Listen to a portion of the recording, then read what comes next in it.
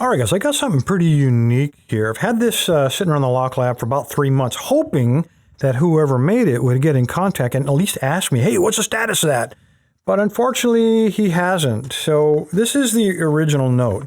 Kind of a nice little note says, my first lock ever, smiley face. The lock works, and I'll show you that in just a minute. Meaning in the middle of, I think it means a work to be unlocked. It can be opened in both ways. It's a fun challenge lock. If you can open this in 5 minutes or less, you deserve a cake of your choice from, and he gave me a little thing to scan. Now, I cut a hunk of the data out so nobody can claim this cake. I cannot claim it because I wasn't able to get the lock open in 5 minutes or less. And here's why. This thing is made almost entirely from plastic from a 3D printer. So he designed it and he printed this baby out. And this is what we have. Now, I will tell you, the key is it's very, very thin. It's almost paper-like, very fragile. And that is why I stopped raking what I believe is a wafer lock. It still works, but I noticed that, let me attack it from the right side here. It's got a weird shaped keyway, like a backwards L for Lock Lab. And I noticed that when it started snagging up like it is now, I was raking it. It is a wafer lock, I believe. It still works both ways, but I didn't want to rake it anymore and wear down that plastic. I would imagine that the wafers are probably just as thin a material as this key. If this were made out of metal, there would be no worries whatsoever. But I thought I would like to show it off. Whoever did this, and I really hope you contact me, they went to a lot of work to get this thing put together. I only see one piece of metal, and that's this piece, and it looks like it's probably used to hold the core in place. This top looks like cardboard from kind of frayed on the back. What I thought I would try to do is disassemble it in kind of a controlled way. If there are that many wafers and springs in there, then I don't really want to pop that core out. I'd rather take these tweezers and try to grab a hold of this cardboard. Try to do this around the camera, and maybe we can take it apart slowly without a disaster. That cardboard, dang it, is fraying. Try to get a good hold on it. No dice. Maybe I can pry it from here. That is not going to help things. Come on. You know, let me grab a pair of needle nose. Maybe it'll grab that cardboard better than the tweezers were.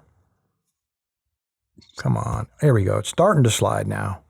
There we go. All right, there is wafer number 1. So, well, there's going to be more than 7, and that's all the slots I have. Okay, so there is a tiny, very thin little plastic 3D printed wafer, and it looks like it has the spring built right into it. How cool is that? So there wouldn't have been anything shooting out. Let me see if I can do this with my fingers from this point forward. There we go. Let me before I take that second one out, it looks like there might be something else down inside of there in chamber 1. Let me see if I can. Maybe not. All right, here comes chamber 2. Another little wafer, a little bit longer spring on this guy. Number 3. Nothing's shooting out. Huh, look at there. Even a longer. Maybe the number of coils of springs indicate which chamber it's in. Nope, we're down to 2 again.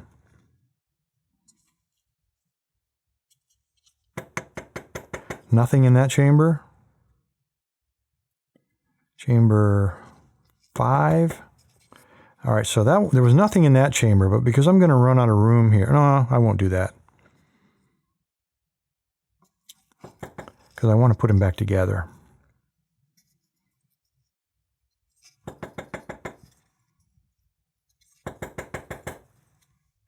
We got a little, something else came out of that chamber. So I'm going to put him up here.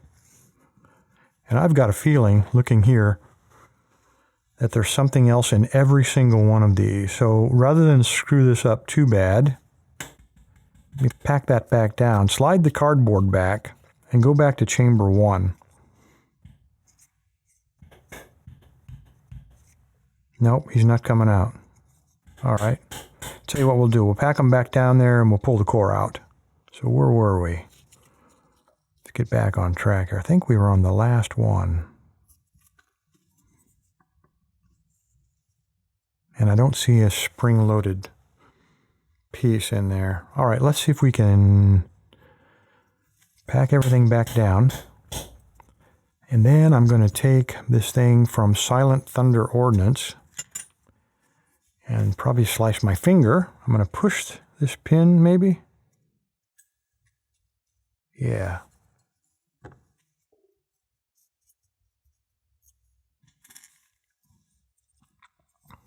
All right, where'd that key go?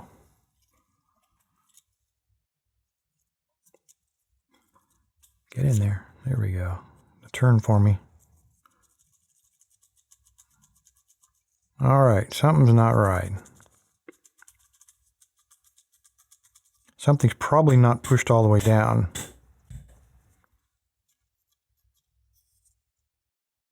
Oh, my key is starting to break. Dang it. There we go. We got it.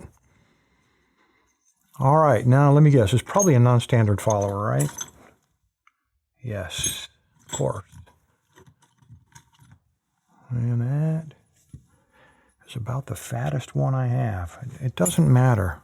It doesn't matter. Nothing's going to pop out. We've already pulled everything out, right? Come out, come out.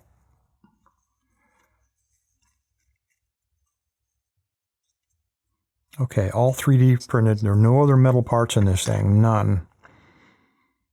How cool is that? So we had one of the sliders come out number 7. Or actually, it'd be like number 10. Nope, nothing there. Let's try this one.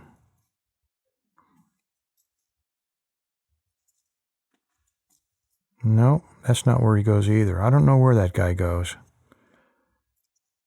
But there we go. When we pull the key out, you can see that they all, just like it's supposed to, block. This is like a pin tumbler, but with wafers on a 3D printer. How cool is this?